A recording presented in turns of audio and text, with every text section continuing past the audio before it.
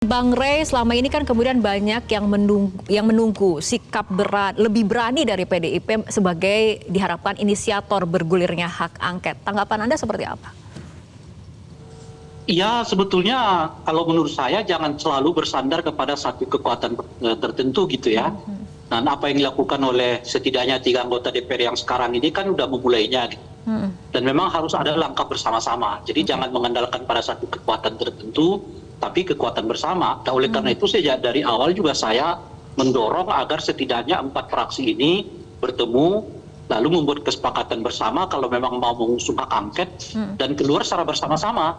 Sehingga tidak ada yang merasa didahulukan begitu ya, atau dibelakangkan gitu, atau diminta supaya lebih ke depan, yang lain ngikut aja dan sebagainya. Enggak. Jadi ini adalah permintaan bersama, komitmen bersama, dan akan diakhiri juga dengan cara yang bersama-sama gitu kira-kira. Nah memang kalau dilihat sebelum hari ini gitu ya, kesan itu yang muncul, kesan saling tunggu gitu. Siapa nih yang duluan nih kasih peluit gitu loh kira-kira, seperti yang saya sebut tadi. Karena merasa nggak mungkin merasa kemudian ini jangan-jangan cuma saya yang jalan sendiri, nanti yang lain enggak gitu.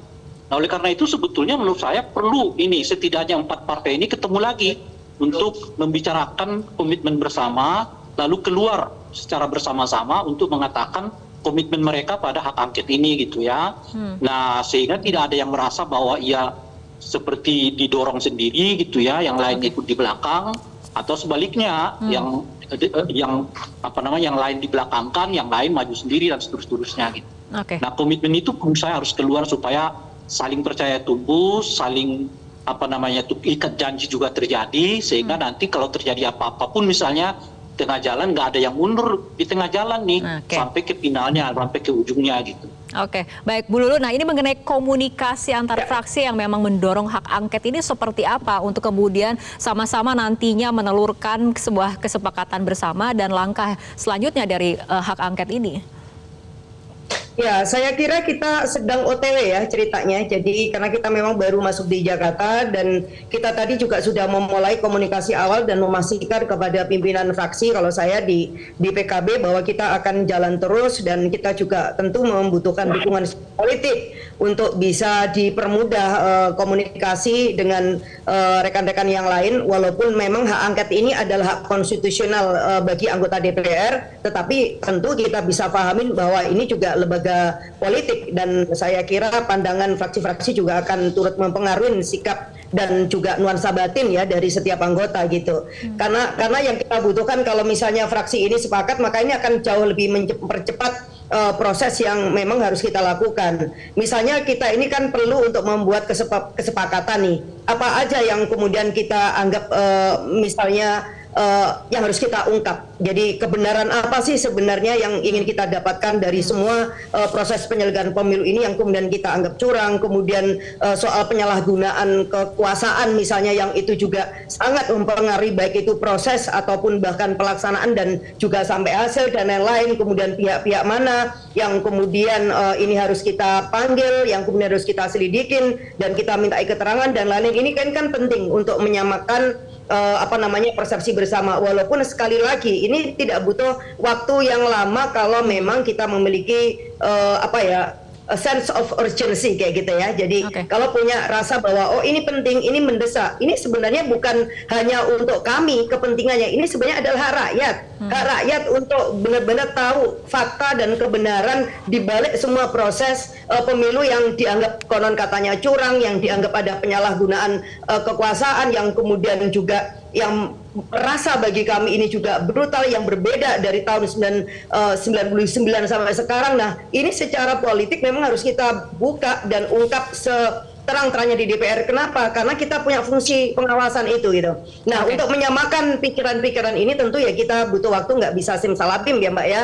Misalkan dalam waktu 1 hari sekarang dan kemudian ini selesai. Karena apa? Karena kita ingin menghadirkan satu proses dan mekanisme yang benar juga, sehingga tidak juga cacat di hasilnya dan publik bisa mengikuti proses ini nantinya. Saya sih berharap ini jalan dan kemudian pembahasannya juga bisa diikuti secara terbuka, secara live, dan publik juga bisa memberikan masukan dan informasi yang sangat berharga. Jadi ini hak publik untuk mendapatkan kejelasan yang seterang-terangnya dari berbagai isu yang terkait dengan kecurangan, dan hak bagi anggota DPR untuk kemudian menuntaskan apa yang kita anggap ini sudah seharusnya kita lakukan gitu. Ya mudah-mudahan di dalam 1 minggu ini paling lama ya kita udah punya progres minimal, ada kesepakatan untuk bisa mensubmit surat kepada pimpinan DPR, karena mekanismenya kita harus mengajukan surat kepada DPR yang terkait dengan pengajuan hak angket, dan ini udah ditandatanganin oleh minimal 25 anggota, dan ketika kita mengajukan surat itu juga sudah dilengkapi dengan tujuan, kemudian juga dokumen-dokumen yang menjadi alasan kenapa kita mengajukan hak angket dan seterusnya. Nah mengenai hal ini kita ke Bang Rey. Bang Rey, hak angket ini kan menjadi instrumen yang dimiliki oleh DPR untuk menjawab kecurigaan ataupun dugaan-dugaan secara terbuka, secara transparan. Kalau misalnya tidak terbukti kan bisa menjadi sarana untuk mengklarifikasi dan menjaga integritas dari pemilu itu sendiri. Tapi kenapa kemudian realisasi dari hak angket ini tidak mudah jalannya, penuh liku seperti itu?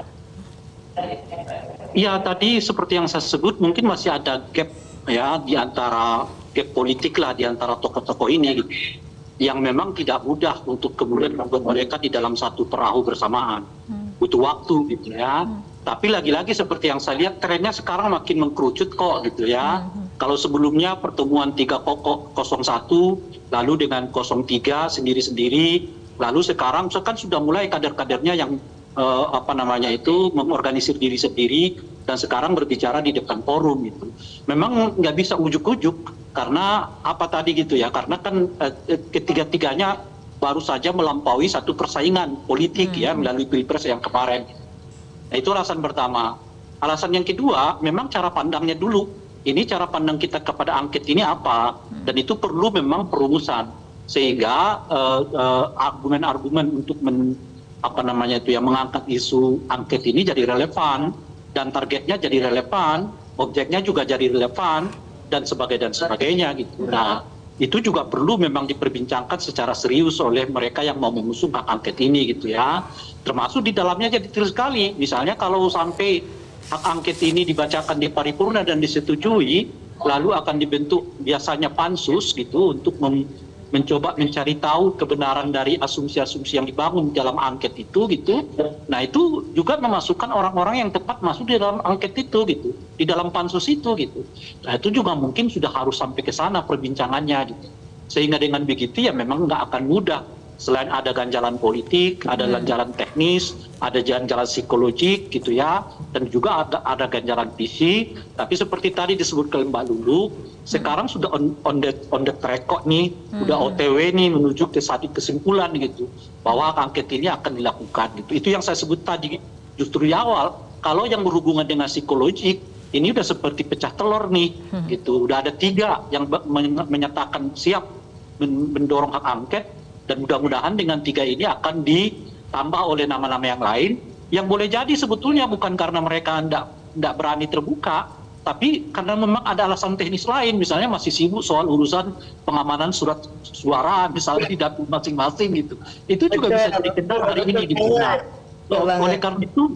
oleh karena itu mungkin seminggu inilah kita lihat progresnya. Saya kira kalau terus ini bergulir, mungkin angka 25 sampai 30 itu bukanlah angka yang sulit untuk didapatkan, lalu sama-sama tanda tangan, dibuatkan poin-poin yang menjadi acuan bagi terselenggaranya hak angket ini, berkirim surat kepada pimpinan DPR segera melakukan rapat atau musyawarah pimpinan untuk memastikan kalau bayangan saya tidak perlu menunggu rapat paripurna berikut gitu. Rapat paripurna berikut itu kan nanti penutupan masa sidang yang hari ini kan, itu artinya 1,5 bulan ke depan setidaknya itu. Jika mungkin dipercepat sekedar untuk membahas soal apakah misalnya ya hak angket, pengajuan angket ini disetujui atau tidak oleh paripurna, bisa saja dalam 3 minggu dari sekarang ini ada rapat paripurnanya gitu, yang karena desakannya begitu luas misalnya di anggota DPR supaya dilakukan rapat paripurna gitu. Nah kalau sudah di rapat paripurna, ketuk palu misalnya oke, setuju dengan komposisi ya bayangan kita ya 295 dengan 261 itu bayangannya itu. Ya itu bayangannya tentu.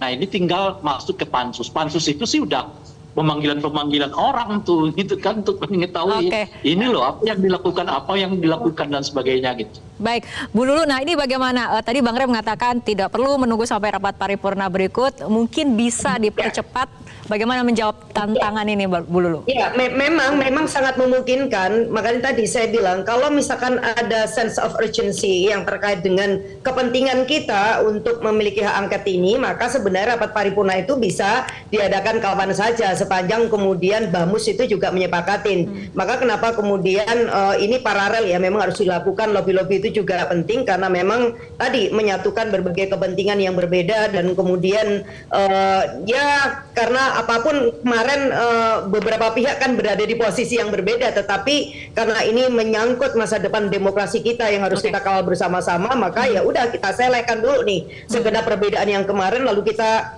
yang harus kita selamatkan adalah jangan sampai terjadi duplikasi atau replikasi sebuah penyelenggaraan pemilu, apalagi kita mau pilkada yang kemudian terjadi pembiaran berbagai hal yang kita anggap quote and quote itu kecurangan itu gitu. Jangan sampai ada penyalahgunaan kekuasaan yang lagi-lagi misalnya akan digunakan yang itu akan mempengaruhi semua proses-proses demokrasi yang akan kita laksanakan. Ini nanti itu ada ratusan loh pilkada yang akan datang. Nah, kalau kemudian pemilu 2024 ini tidak kita bongkar total dalam rangka untuk perbaikan sistem juga sebenarnya ya, baik itu pemilu atau politik kita, maka ya kita akan meninggalkan luka yang sangat besar. Kenapa ya? Karena pasti ini menimbulkan rasa tidak fair untuk banyak pihak dan juga tidak adil, dan di sisi lain ya ini sebuah kemunduran demokrasi gitu. Nah, walaupun kita diberi waktu untuk bisa ketemu dengan berbagai pihak untuk ngobrol baik gitu ya kan. Apalagi setelah reses sudah tahu hasil masing-masing di dapilnya masing-masing dan kemudian kita fokus untuk mengawal hak angket ini ya butuh energi sedikit ekstra lah memang untuk bisa kita jalankan itu. Baik, kita sama-sama tunggu bagaimana langkah berikutnya mengenai pengguliran hak angket ini di parlemen. Terima kasih Bu Lulu dan juga Bang Rey telah berbincang bersama kami sore hari ini. Jelajahi cara baru mendapatkan informasi. Download Metro TV Extend sekarang.